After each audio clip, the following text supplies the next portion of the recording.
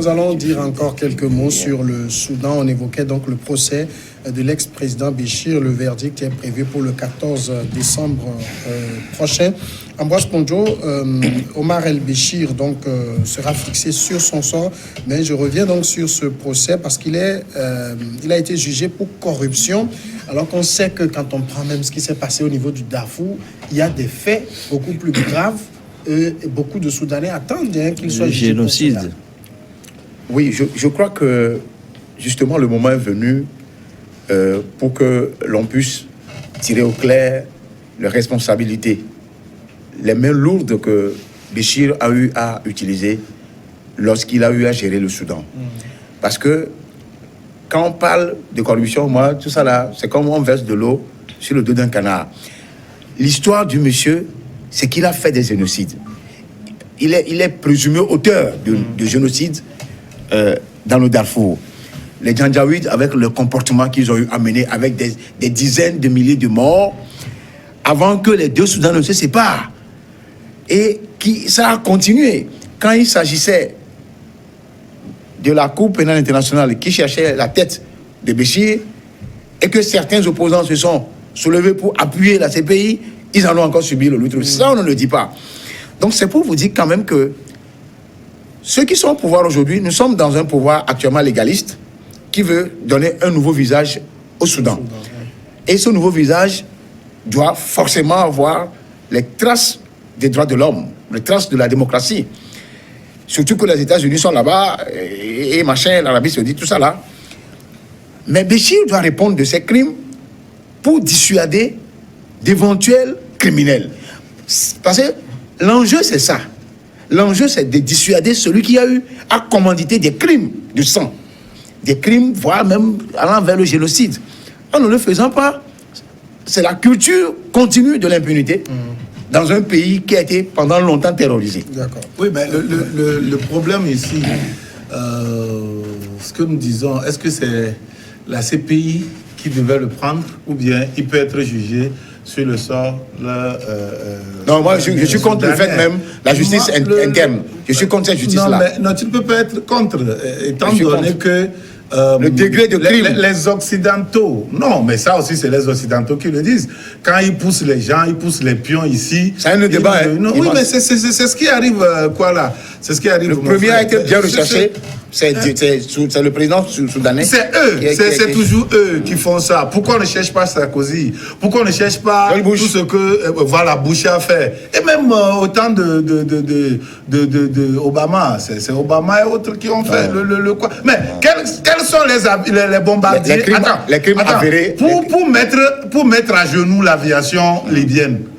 Mais quelles sont les artilleries lourdes qu'on a utilisées? C'est les Tomahawk américaines qu'on a utilisées. C'est Sarkozy qui les a induits. Ah oui, mais ils ont quand même posé leur responsabilité aussi. Oui, mais c'est leur responsabilité. Et moi, je pense que, oui, il doit être jugé à l'interne. Et je pense sincèrement que ce procès est organisé pour couper l'herbe sous le pied. Pour soustraire voilà, Béchir de la juridiction internationale, pour satisfaire au principe qui dit out judicare, out dedere. Soit vous le jugez, soit vous le transférez. Et donc, je pense que ils vont, si la communauté internationale tenait à ce qu'il soit jugé obligatoirement et que le mandat d'arrêt international, du moins la CPI qui le réclame toujours, ce qu'ils vont faire, c'est de tout faire pour qu'on organise un procès aussi dans ce sens. C'est ce qu'ils vont faire. En même temps, Chris, il va être fixé sur son sort le 14 décembre, on le dit, on s'imagine sans doute, puisqu'il est jugé pour possession illégale de fonds étrangers et utilisation frauduleuse de ces fonds. On a vu les millions de dollars qui ont été trouvés à son domicile. Il va peut-être être condamné, mais est-ce que ça va satisfaire l'opinion soudanaise? Et je crois que non, parce qu'aujourd'hui, vous savez, Et ceux qui sont au pouvoir, c'est les amis. Pour le moment, c'est les amis de Béchir. Donc, ce sont ses amis, des gens qui ont tenu ce régime de fer-là avec lui. Parce que c'est un système, nous ne l'oublions pas. Ce n'est pas parce qu'on aura soustrait une seule personne de ce système-là qu'on va dire que, je crois que ceux qui sont au pouvoir aujourd'hui, en tout cas la jeune militaire qui est au pouvoir aujourd'hui, veut se donner un visage humain, c'est-à-dire c'est une façon de mettre du cosmétique, c'est de la cosmétique qu'ils sont en train de faire. Mais de toute façon, on ne va pas faire un jugement de faciès, mais on attend. Peut-être que quand il prononce ce jugement-là, il sera condamné. Mais seulement le problème, c'est que c'est une fois que Béchir est arrêté qu'on a découvert ces fonds-là. Et pourquoi on l'a arrêté alors? Il faut qu'on se pose aussi ces questions. Pourquoi on l'avait arrêté? Ce n'est pas parce qu'il disposait de ces fonds pour lesquels dont on le juge aujourd'hui. Il était déjà arrêté. Cela suppose qu'il avait déjà commis des faits, des actes pour lesquels il pourrait être traduit en justice. Quels sont ces actes? Donc, ce qui peut satisfaire les Soudanais, c'est qu'il est déjà en détention. Voilà. Là, au moins, on peut se faire sur les raisons de quoi la main. À partir du moment où il n'est pas libéré, ça ne choquera pas trop l'opinion. Donc, quelles que soient les raisons pour lesquelles on l'a détenu, il est quand même en détention. Mais si on venait à le libérer en se limitant uniquement à cette question de corruption, et là, ça va choquer. Oui, mais en même temps... Mais c'est qu'il a été déjà arrêté, pas pour détention. Les gens, par exemple, les gens se seraient réjouis de voir, par exemple, le Darfour être évoqué concernant Béchir. En principe, parce que c'est le sujet essentiel dont on débat aujourd'hui au Soudan. Parce que de qui est-il question en fait? C'est des Soudanais qui sont toujours sur le sol soudanais. C'est les victimes qui sont encore sur ce sol-là. Ce sont ces victimes-là qui demandent justice. Lorsque cette justice soudanaise ne se rend pas crédible en faisant quelque chose pour elle, on a l'impression que c'est une justice qui protège. Et nous l'avons dit tout à l'heure, ce sont les amis de Béchir qui protègent Béchir. Parce qu'en faisant le procès de Béchir, on fait le procès d'un régime dont les détenteurs sont encore au pouvoir. Et qui pensent qu'en jugeant leurs amis, c'est quelque part leur procès qui se sont en train de se faire. Or, tous ces gens-là, en principe, peuvent être poursuivis par la Cour. Il doit aussi être à la... Parce que si, au cas où Béchir comparaissait... Oui. Donc, ils n'ont aucun intérêt à voir Béchir... D'accord, on va passer maintenant à la Gambie. Les autorités gambiennes ont publié vendredi un projet de nouvelle constitution limitant à 2 le nombre de mandats présidentiels près de 3 ans après la chute et le départ en exil de l'ancien président Yahya Jammeh. Le texte a été remis à la presse par la commission de révision mise en place il y a 18 mois par le président Adama Barrow. Il doit remplacer la constitution en vigueur depuis 1997 sous le président Jammeh qui avait fait un coup d'État en 1994 pour prendre le pouvoir. Donc les mandats présidentiels de 5 ans seront limités au nombre de 2, alors que sous Jammeh, c'était des mandats de 5 ans ad vitam.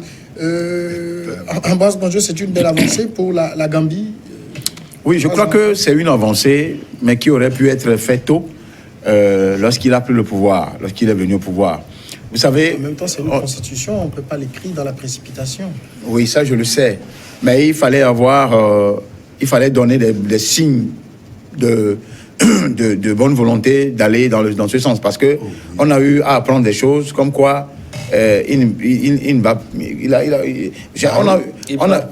était venu pour, il avait dit 3 ans. Maintenant, il dit, on ne peut rien faire en 3 ans. Ça, voilà. C'est clair. Et il est même allé loin. Il y a eu des phrases que j'ai lues, mais sauf que je prends avec des gants. Ces phrases-là. Ce qui est important, c'est que le monsieur qui est venu par la force du vent de la démocratie et des valeurs des droits de l'homme, a su quand même comprendre qu'il faudrait que je pose les jalons de la démocratie. Et poser les jalons de la démocratie suppose qu'il y ait des institutions qui puissent soutenir l'état de droit. Et il est sur ce chemin-là, et il a intérêt. Parce que moi j'ai compris une chose en Afrique, c'est que quand certains viennent au pouvoir, ils trouvent le lait, le miel, et ils deviennent cette abeille inondée là, cette abeille imbue, il ne veut plus partir. Donc, c'est le cas de ce monsieur, vous le connaissez, qui fait du chaud, du froid, qui laisse tuer dans son pays comme... Je parle de Condé Alpha. C'est-à-dire, ce monsieur... On ne va pas ouvrir une parenthèse sur Condé, s'il vous plaît. Ce monsieur, il me chauffe les nerfs. D'accord. Parce que c'est un mauvais exemple que l'Afrique ne doit jamais emprunter. Revenons maintenant pour conclure. On va faire rapidement parce que... Oui, revenons au cas de la Gambie. Je crois que il faudrait qu'ils aillent très vite, justement, pour pouvoir rassurer les Gambiens. Parce qu'au jour d'aujourd'hui, il y a beaucoup de choses qui n'ont pas été encore élucidées, qui n'ont pas encore été vidées dans le cas de Jammeh. Mais s'il arrive à poser ces gens-là en matière de fortes institutions, là, la Gambie peut rassurer le monde. On peut accuser Adama Barrow d'avoir mis du temps à aller vers cette constitution limitant les mandats? Oui, absolument, parce que d'ailleurs, vous avez tout à l'heure, vous avez semblé lui faire passer la chose en disant qu'il a dit on peut rien faire en 3 ans, comme s'il ne le savait pas. C'est ce qu'on appelle la réalité du pouvoir. Ceux qui, généralement, ne sont pas au pouvoir pensent qu'on peut tout faire, même si... Ah non. Mais c'est ça. Maintenant, il faut que les Africains, surtout les leaders, qui veulent venir au pouvoir, quand même apprennent à tenir un langage réaliste, ce qu'ils ne font pas généralement. Lorsque Adama Barrow, on peut appeler ça fin de corps. Si un langage réaliste, il ne va pas prendre le pouvoir. Voilà, justement. Donc aujourd'hui, nul ne peut se prévaloir de ses propres turpitudes. Lorsque tu dis, par exemple, que tu vas laisser le pouvoir en 3 ans, ça, c'est un programme sur lequel tu es élu. C'est juste parce qu'à cause de ce programme-là, tu es soutenu par les autres. Maintenant, une fois au pouvoir, tu dis qu'on ne peut rien faire en 3 ans, ça veut dire que tu es d'abord un homme politique qui n'a pas... qui ne tient pas sa parole, ou bien qui n'a pas les prévisions, les perspectives, ou bien qui n'a pas appris de l'histoire. Parce qu'on sait qu'on ne peut pas prendre un pouvoir et dire qu'on va le laisser en 3 ans, parce que moi, je savais qu'il ne pouvait rien faire en 3 ans, surtout l'état dans lequel il a retrouvé ce pays-là. Il faut relever le pays, et le temps des hommes politiques, ce n'est pas le temps du réel, parce qu'il faut reprendre tout. Il faut rééduquer les gens, il faut prendre des réformes, et les réformes, généralement, sont des périodes difficiles, douloureuses. Mais lorsqu'il dit 3 ans, maintenant, comment le croire maintenant lorsqu'il dit, par exemple, au bout de 5 ans, il va laisser le pouvoir? Ce n'est pas évident. C'est ce que nous constatons, par exemple, en Guinée. Mais les textes vont le contraindre. Justement, c'est que ces textes-là sont écrits par des hommes, et nous savons ce que vaut les textes chez certains présidents. Vous le savez très bien. Lorsque Alpha Condé, c'est pas maintenant, au bout de 5 ans, il peut dire qu'on ne peut rien faire en 5 ans. Et dire que, ben voilà... En disant, par exemple, qu'on ne peut rien faire en 3 ans, sur ce qui n'a pas tort, puisque vous voyez, pour la Constitution... C'est lui qui avait dit qu'il pouvait tout faire en 3 ans pour partir, laisser les autres continuer. Il est venu constater une situation, par exemple. Vous avez vu, il a travaillé sur beaucoup de fronts. Il a fallu mettre en place une commission vérité pour élucider les actes sous Jammeh. En même temps, il y avait une commission sur la Constitution. Il y avait beaucoup de choses à faire. Oui, très bien. Comme quoi il n'y avait pas pensé. J'ai dit, il peut penser, mais arriver la réalité sur le terrain. Oui, c'est pour cela qu'il devrait être prudent. Oui, peut-être qu'il était dans une mare à Caïman pour ceux qui allaient le soutenir. Et il fallait dire ça pour les rassurer. Mais c'est-à-dire, vous savez, la parole, c'est la corde avec laquelle on attache un homme. Et il n'y a que les animaux qu'on attache avec des cordes. Mais pour ce qui concerne les hommes, c'est ce qui... Je suis d'accord avec toi, mais pour les politiciens, ce n'est pas toujours ça. Malheureusement. Voilà, ça, je suis d'accord, absolument d'accord avec toi. Mais au moins, on a vu sous lui, la Gambie change de visage. Les ouvertures démocratiques. Il y a quand même une chape de plomb là-bas, on n'en parle plus trop. Mais ce qui se passe à l'interne, Dieu seul sait ce qui se passe. Parce que quand ça arrive souvent, la communauté internationale se détourne de vous avec tout ce qui se passe à l'interne. Ils ne veulent plus en parler. Statu quo. Oui, voilà. Mais ce n'est pas pire que sous Jammeh. Oui, puisqu'ils ne veulent pas en parler, est-ce que tu m'as dit en même temps, mais attends, prends ce qui se passe... Là, déjà, le fait qu'ils veuillent limiter le mandat... Prends ce qui se passe au Rwanda, sous Kagame. Samuel. Il se passe au Rwanda, mais en matière de droits de l'homme, c'est ahurissant. Oui, ça tout le monde le sait. Mais on ne veut pas en parler, Ce que Dimas dit, ça s'arrête là. Ce que Dimas dit, tu sais, j'étais à Freetown il y a 2-3 mois avec une journaliste gambienne.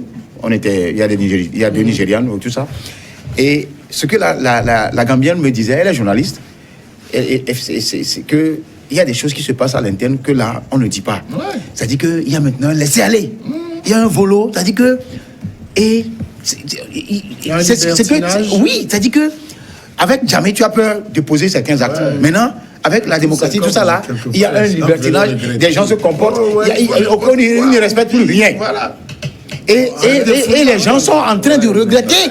Il y en a un lot, beaucoup. Il y en a des gens qui sont en train déjà de regretter. On va les recadrer après. Oui, mais ce qui se passe, imaginez que Barrow ne pouvait pas revenir remettre le système répressif de Jammeh. Non. Ça va on ne demande pas. Au même moment, l'envers du décor, c'est qu'il y a vraiment du cafouillis. Tu sais, oui, mais après ça, on ne peut pas. On ne peut plus revenir en arrière. C'est clair qu'on ne peut plus revenir en arrière. Oui, sauf qu'il faut donner du temps à ce président, mettre l'essentiel. C'est-à-dire, quand je parle de l'essentiel, ce qu'il faut en matière de sécurité, parce que la question de sécurité se pose, en matière de droits de l'homme, en matière de liberté publique et en matière du respect de la morale. Parce que c'est ça aussi qui pose problème à la Gambie actuellement. Et les gens pensent que on est libre. Les gens, on peut venir chez toi, voler, partir, tout ça là. Donc c'est des choses qui se passent et qu'on ne dit pas.